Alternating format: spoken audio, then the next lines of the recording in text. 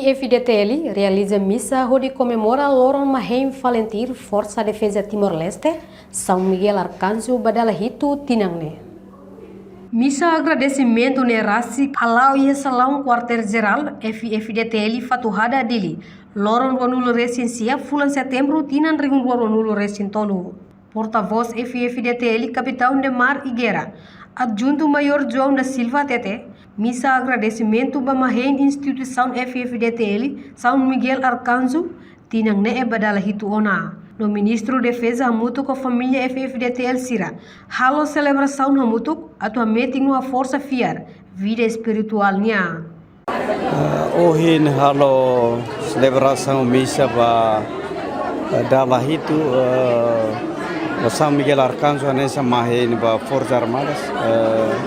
Nebe hoje FIFDTL, o Ministro da Defesa, a família Hotu, mas halo celebração Hamutuk e a quartel-general e onde hameti no a força fiar, né? Fiar espírito ninia, fiar espiritual ninia.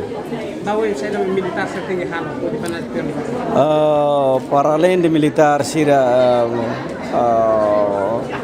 halonia kenar, halonia missão parte militar ninia, mas vemos militar sira continua reforça sirenia fiar sirene espírito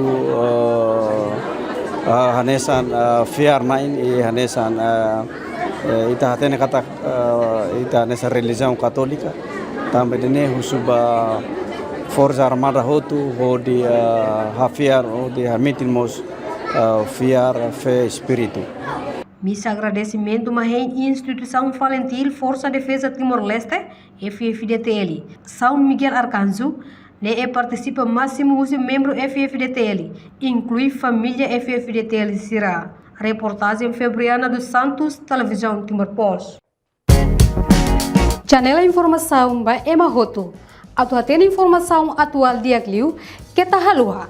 Haneha botão subscribe, like, halo comentário no Facebook da mídia social Hoto.